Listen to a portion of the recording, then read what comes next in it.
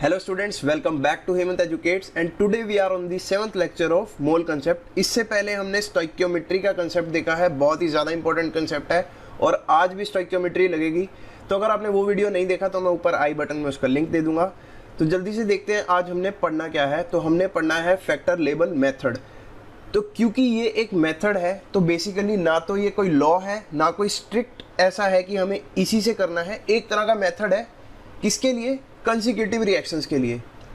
तो ना तो तुम्हें ये सीबीएसई के एग्ज़ाम में आएगा, तो सबसे ज़्यादा इंपॉर्टेंट किसके लिए है? जेईई मेंस के लिए, एडवांस के लिए और नीट के लिए। ऐसा कोई मेथड का टॉपिक एनसीईआरटी में नहीं है, इसीलिए सीबीएसई में तो नहीं आने वाला। तो ये अप्लाई होता है सीक्वेंशियल रिएक्शन पर या कंसेक्यूटिव रिएक्शंस पर। इससे क्या मतलब होता है? जैसे मान लो ए और बी रिएक्ट करके सी दे रहे हैं, सी प्लस डी, और आगे सी फिर से रिएक्ट कर रहा है, वो एफ दे रहा है, एफ फिर से आगे किसी के साथ रिएक्ट कर रहा है, मान लो ई के साथ, और वो वहाँ पर हमें दे रहा है जेड। तो ऐसे ही एक सीक्वेंशियल जो है रिएक्शंस चलती जाती हैं कंसेक्यूटिव। तो वहाँ पर जब हमें बताना हो कि हमारा कितना प्रोडक्ट बनेगा, कितना रिएक्टेंट खर्च होगा, तो वहाँ यूज़ होता है फैक्टर लेवल मेथड। तो यहाँ लिख लो कि that it is applicable on consecutive reactions बहुत ज़्यादा इंपॉर्टेंट टॉपिक है। इससे प्रीवियस ईयर में क्वेश्चंस आए भी हुए हैं और न्यूमेरिकल बेस्ड मेथड है। तो एक न्यूमेरिकल से ही शुरू करते हैं, ज़्यादा टाइम वेस्ट नहीं करेंगे। देखो, for a series of reaction 2a + 3b ने दिया 4c + d, फिर आगे c फर्दर रिएक्ट कर गया e के साथ, उसने दिया f फर्दर रिएक्ट किया y के साथ और उसने दिया z। तो अगर तुम ध्यान से देखो यहाँ पर, तो C और F जो है ये इंटरमीडिएट्स हैं। पहले 2A रिएक्ट किया तो मिला C ने फिर आगे भी तो रिएक्ट किया है और F दिया है, फिर आगे F ने फिर आगे रिएक्ट किया है। तो ये सब जो है F और C, ये दोनों क्या हो गए? Intermediates of the reactions. तो यहाँ लिख लेते हैं F and C are intermediates of this reaction RxN। तो अब है क्या? देखो, ऐसा नहीं है कि ये इकलौता ऐसा मेथड है जिससे तुम ये क्वेश्चन सॉल्व कर सकते हो, लेकिन जब एग्ज़ाम आएगा तो इससे ही सबसे जल्दी सॉल्व कर पाओगे, इस बात की गारंटी है। तो चलो इसका सॉल्यूशन देखते हैं कि हमें करना कैसे है। अब हमें पूछना क्या है? Find the mass of Z। हमें बताना है कि कितना Z का मास फॉर्म होगा जब हमने रिएक्शन स्टार्ट की होगी 1 kg ऑफ A के साथ। तो जो हमारा रिएक्टेंट है वो हमने लिया 1 kg and excess of other reactants are taken, और बाकी सारे रिएक्टेंट्स जो हैं वो एक्सेस में है। सो बेसिकली हमें दे रखा है मास ऑफ A। तो पहले हम निकाल लेते हैं number of moles of A। तो वो कैसे निकालेंगे? Given mass upon molar mass, that is equal to W upon molar mass of A। कितना दे रखा है? 1 kg। तो 1 kg को ग्राम्स में अगर हम लिखें तो आएगा 1000 grams divided by molecular mass of A। तो यहाँ से number of moles of A तो मिल गए। अब लगाना चालू करते हैं फैक्टर लेबल मेथड। तो लगता कैसे है? अब हमें निकालने हैं number of moles of C, क्योंकि C क्या है? इंटरमीडिएट।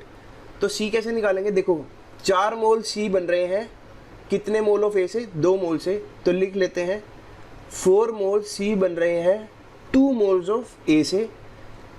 तो जो A के मोल्स हमने निकाले हैं, मतलब 1000 अपॉन MA, तो इतने मोल से कितने मोल्स ऑफ C बनेंगे? तो हम मल्टीप्लाई कर देंगे 1000 बाय MA से। दोबारा से समझो, अगर हम रिएक्शन की स्टोइकियोमेट्री से चलते तो number of moles of C कितने बनते हैं? 4 मोल C बनते हैं 2 मोल्स A से। लेकिन क्योंकि हमें 1 kg A दे रखा है, तो उतने मोल से कितने मोल C बनेंगे वो हमने निकाल लिए। तो पहला तो ये हो गया। अब दूसरा क्या है?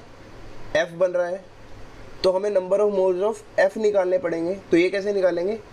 3 मोल F बनते हैं, यहाँ पर देखो 3 मोल जो है F बनते हैं 2 मोल C से। तो लिख देते हैं 3 मोल F बन गए 2 मोल C से। तो अब हमारे पास total number of C moles कितने हैं जो हमने फर्स्ट इक्वेशन में निकाला है। तो इतने नंबर ऑफ C मोल से कितने F मोल्स बनेंगे? तो 4/2 इंटू 1000 डिवाइडेड बाई MA। तो ये हो गई सेकंड इक्वेशन। तो हमने number of moles of F भी निकाल लिए। अब F से क्या बन रहा है? Z, और हमें बताना भी क्या है? Z। तो number of moles of Z कैसे निकालेंगे? देखो, अगर तो हम स्टोइकियोमेट्री से जाते तो 3 मोल Z बनते हैं कितने मोल F से? 2 मोल F से। और अब हमारे पास total number of moles of F है कितने, जो हमने सेकेंड इक्वेशन में निकाला है। तो सिंपली सेकेंड इक्वेशन से मल्टीप्लाई कर देंगे, तो 3/2 इंटू 4/2 इंटू 1000 बाई MA।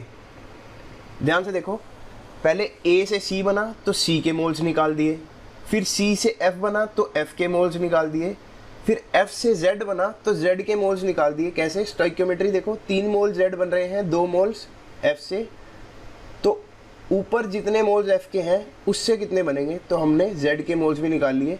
लेकिन अब हमसे पूछा क्या है? Mass of Z। तो मास ऑफ Z के लिए क्या करेंगे, तो हमें बताना है मास ऑफ Z। तो मास के लिए करेंगे नंबर ऑफ मोल्स के साथ मॉलिक्यूलर वेट ऑफ Z को मल्टीप्लाई। तो पहले तो number of moles of Z लिख लो एज इट इज, कुछ नहीं है, ऊपर से बिल्कुल कॉपी कर दिया थर्ड इक्वेशन को। ये तो थे number of moles of Z। अब हमें मास बताना है, तो मॉलिक्यूलर मास ऑफ Z से मल्टीप्लाई कर दो, हमारा आ जाएगा आंसर। तो ये थी जनरल रिएक्शन कि फैक्टर लेवल मेथड को अप्रोच कैसे किया जाता है। तो ये हमने देखा। अब देखते हैं एक प्रीवियस ईयर क्वेश्चन कि क्वेश्चन एग्जैक्टली आता कैसे है पेपर में। सो क्वेश्चन नंबर 2 देखो, a series of reaction takes place. Ammonia react कर रहा है ऑक्सीजन के साथ, हमें मिल रहा है नाइट्रिक ऑक्साइड प्लस वाटर। फिर नाइट्रिक ऑक्साइड फिर ऑक्सीजन के साथ रिएक्ट कर रहा है, मिल रहा है NO2। नाइट्रोजन डाइऑक्साइड फिर हाइड्रोजन के पानी के साथ रिएक्ट कर रहा है और हमें मिल रहा है nitric acid. So series of reactions है, मतलब कंसेक्यूटिव। पहले एक प्रोडक्ट मिला, वो प्रोडक्ट फर्दर रिएक्ट किया, उसने दूसरा प्रोडक्ट दिया, वो प्रोडक्ट फिर रिएक्ट किया और हमें फाइनल प्रोडक्ट मिला। तो ये जो रिएक्शन है, ये जो पूरी सीरीज ऑफ रिएक्शन है, पहले तो इसका नाम है एक, तो ये हमें दे रखा है Ostwald's method of production of nitric acid of production of HNO3। तो कई बार ऐसा भी हो सकता है कि तुम्हें ये 3 रिएक्शंस दे दे और वो पूछ ले कौन सा मेथड है, तो तुम्हें पता चल गया कि ये Ostwald method of production of HNO3 है। तो चलो अभी खैर उससे कोई मतलब नहीं है, हमसे पूछता है what mass of HNO3 can be obtained from 17 kg of ammonia. अब देख लो भाई, उसने पूछ लिया कि फाइनल हमारा मास ऑफ HNO3 कितना बनेगा अगर हमने 17 किलो अमोनिया से स्टार्ट की है रिएक्शन। तो कुछ नहीं, सीक्वेंशियल रिएक्शन में हमें क्या लगाना है, फैक्टर लेवल मेथड। तो सॉल्यूशन देखते हैं इसका, कितना अमोनिया लिया है 17 kg। तो number of moles of ammonia निकालते हैं पहले। तो number of moles of NH3 is equal to given mass upon molecular mass of ammonia. तो गिवन मास कितना है 17 kg। तो 17 kg को ग्राम्स में करने के लिए 1000 से मल्टीप्लाई कर दिया, डिवाइडेड बाय अमोनिया का मॉलिक्यूलर वेट कितना होता है, देखो नाइट्रोजन का 14 प्लस 3 हाइड्रोजन का 3, तो 14 प्लस 3 17। तो यहाँ आ गया 17 से 17 कैंसिल। तो हमारे पास number of moles of ammonia आ गए 1000 मोल्स ऑफ अमोनिया। अच्छा चलो ये तो ठीक है। अब ध्यान से देखो, यहाँ पे नाइट्रिक ऑक्साइड बन भी रहा है और सेकंड स्टेप में नाइट्रिक ऑक्साइड खर्च भी हो रहा है। तो मतलब नाइट्रिक ऑक्साइड क्या है, एक इंटरमीडिएट। तो हमें निकालना है number of moles of nitric oxide. तो ये कैसे निकालेंगे, ध्यान से देखो, जैसे तुम्हें बताया है 2 मोल नाइट्रिक ऑक्साइड के बन रहे हैं 2 मोल अमोनिया से। तो 2 मोल से 2 मोल बन रहे हैं, तो 1000 मोल से कितने बनेंगे, ऑब्वियसली 1000 मोल्स। तो यहाँ पर आ गया हमारे पास 1000 moles of nitric oxide. Similarly अब नाइट्रिक ऑक्साइड फिर रिएक्ट कर रहा है, अच्छा इसको दे दो इक्वेशन नंबर 1। अब फिर नाइट्रिक ऑक्साइड फिर ऑक्सीजन के साथ रिएक्ट कर रहा है और हमें मिल रहा है नाइट्रोजन डाइऑक्साइड, और NO2 फर्दर भी रिएक्ट कर रहा है। तो हमें number of moles of NO2 भी निकालने पड़ेंगे। तो निकाल लेते हैं, कैसे, 2 मोल NO2 बन रहे हैं 2 मोल नाइट्रिक ऑक्साइड से। तो 2 मोल्स ऑफ NO2 बन रहे हैं किससे, 2 मोल्स NO से।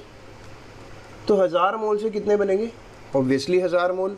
तो यहाँ पर भी मिल गया हमें 1000 मोल्स ऑफ NO2। चलो सेकंड इक्वेशन भी होगी। अब NO2 फर्दर रिएक्ट कर रहा है थर्ड इक्वेशन में, किसके साथ, पानी के साथ, और हमें दे रहा है नाइट्रिक एसिड, और हमें निकालना भी नाइट्रिक एसिड है। तो अब हमें बताना पड़ेगा कि नाइट्रिक एसिड के कितने मोल बनेंगे। तो देखो 2 मोल बनते हैं नाइट्रिक एसिड के, 3 मोल नाइट्रोजन डाइऑक्साइड से NO2 से, तो 2 मोल HNO3 लिख दिया, किससे बने 3 मोल ऑफ NO2 से। तो ऊपर कितने मोल्स ऑफ NO2 आए थे 1000 मोल, तो 1000 मोल से कितने बनेंगे, तो यहाँ पर आ जाएगा 2000/3 moles of HNO3, 2000/3 moles of HNO3। तो लेकिन हमसे मोल्स में नहीं पूछा आंसर, हमसे पूछा है कि कितना मास बनेगा HNO3 का। सो बेसिकली हमें इसको मॉलिक्यूलर वेट से मल्टीप्लाई करना पड़ेगा। तो चलो अब एक स्लाइड नई लेनी ही पड़ेगी। तो मास ऑफ HNO3 formed